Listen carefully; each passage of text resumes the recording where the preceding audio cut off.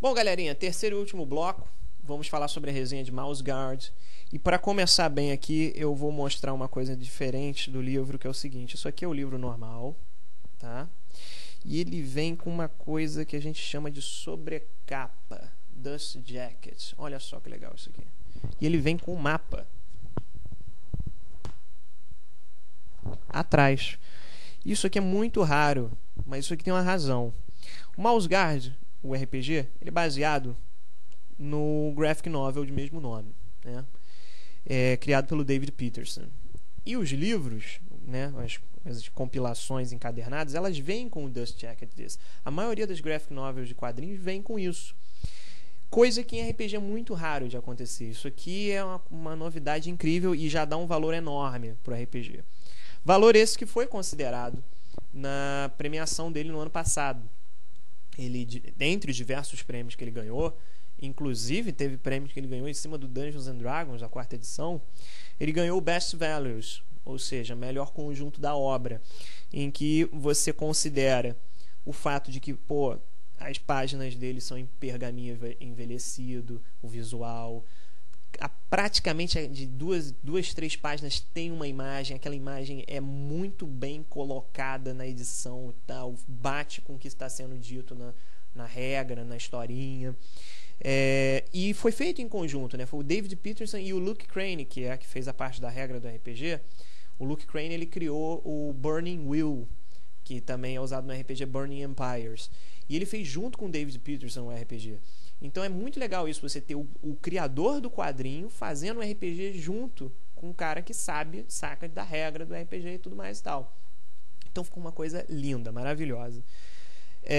Então, vamos falar um pouquinho sobre o Mouse Guard em si. O Mouse Guard tem uma coisa interessante que é o seguinte: quadrado, 320 páginas. Esse visual quadrado é para ele bater junto com o visual dos graphic novels. E você tem diversas características no jogo que condizem com o que você vê no quadrinho. Você tem ali a influência dos pais do personagem, o instinto dele, a crença dele, amigos, mentor, né? Várias coisas que você precisa definir de antemão que vão ser importantes para o seu jogo. Coisa que normalmente em outros jogos que você faz uma ficha de personagem rápida, você está pensando mais no poder do teu personagem. Eu vou lá, vou matar os caras, vou pilhar, destruir, pegar um tesouro, salvar a menininha e acabou a história, né? E aqui não, aqui você vai para uma coisa mais emocional, que é considerado mais importante numa história de Mouse Guard. Outra coisa legal é o seguinte: no jogo você não morre, vamos dizer assim, você não tem pontos de vida. Lógico, seu personagem pode morrer, acontece, normal. Só que você tem condições também no jogo. Essas condições refletem no seguinte: se você não passa num obstáculo, para você passar nesse obstáculo, o mestre te dá uma sugestão, você tomar uma condição. Aí tem fome, sede, doente, ferido, com raiva. E essas coisas vão influenciar no seu personagem mais à frente. Outra coisa interessante que é para levar em consideração o Mouse Guard são as estações do ano. No Mouse Guard, você tem a primeira história se passa no outono. E os personagens, os ratinhos, eles se veem em conflitos com isso, com os problemas da natureza, animais, tudo mais, dentro dessa estação do ano. Então você tem que considerar esses fatores durante a sua história. Outra coisa legal é o seguinte: a estrutura de toda a missão de Mouse Guard é dividida em GM's Turn e Player's Turn. O turno do mestre e o turno do jogador. No turno do mestre é onde acontece a história em si e tal, a sua missão, como você tem que resolver. No turno do jogador é mais ou menos o momento que você pode fazer as coisas que o seu personagem queria fazer, mas era impedido de fazer porque ele estava em missão. E vai aproveitar isso ou para encerrar um assunto dele, pessoal dele, ou para evoluir o personagem de certa forma. O momento em que todas as evoluções acontecem no personagem é no inverno, onde ninguém patrulha. Você fica em Lockhaven, a capital dos ratos. E lá é onde acontece a evolução do personagem. Se você sair em missão durante o inverno, é muito difícil e no livro não é recomendado. Só se o personagem for experiente mesmo.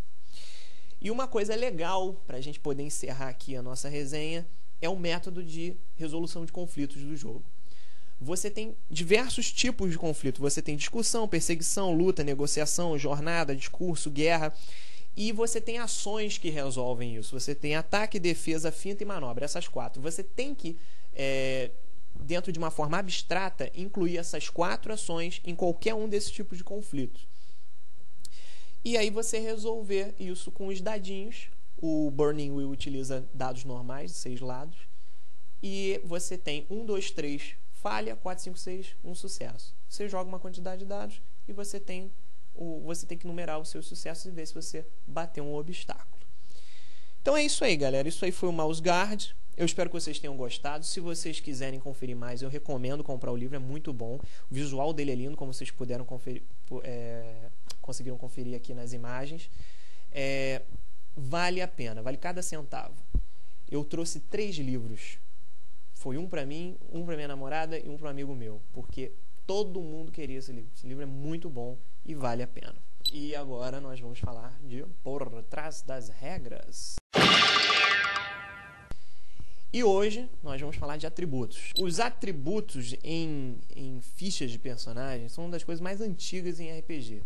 Você pensa em RPG, você provavelmente vai pensar, a primeira coisa, se você quiser montar um sistema, a primeira coisa que vem pela cabeça da pessoa é atributo. Os RPGs mais recentes, nem tanto. E dentro disso, atributos físicos, mentais, sociais. Força, destreza, constituição ou resistência em alguns jogos, inteligência, né? O carisma. Alguns RPGs colocam percepção, outros colocam sabedoria, outros colocam confiança. Você tem, então, no mínimo aí uns três condições: coisas físicas, coisas sociais e mentais. O que as pessoas entendem como problemático para uma ficha de personagem, principalmente em D&D, é 8 e 9. Eu não posso ter um 8, eu não posso ter um 9 na minha ficha. Não posso ter nenhum 10 na minha ficha. Porque isso já vai me dar um pênalti, não sei o que, vai me atrapalhar. Primeiro, pênaltis de -1, bônus de +1 são irrelevantes.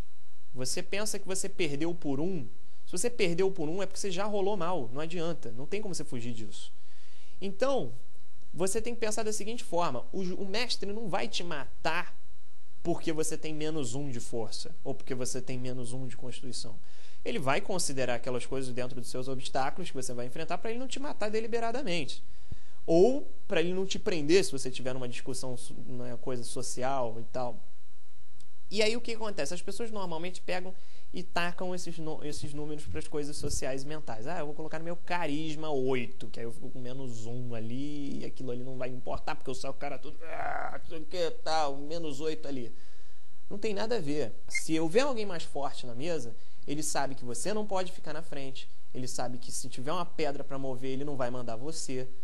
Aquilo ali fica uma característica clara. Você como pessoa na sua vida, se a pessoa vira pra você e fala assim: levanta aquele saco de cimento ali de 50 quilos ali, leva pra... Mas, aqui eu sou mirradinho, não dá, pede pro fulano.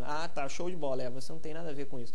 Então, os valores na ficha de personagem, eles não têm que ser levados de uma forma estrita, assim, eu preciso ter os números mais altos. Os personagens mais interessantes não são aqueles que sempre conseguem as coisas. Os defeitos do personagem é que fazem ele ser notado no meio daquilo, porque você se identifica. É humano isso, você procurar um personagem que você se identifique. Então sempre considerem isso em qualquer sistema, não só D&D, mas qualquer sistema.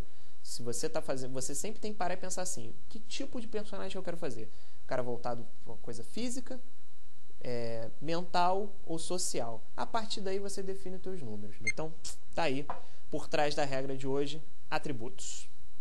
E agora vou falar de... E além de uma... que horrível, já no início. Nada é impossível.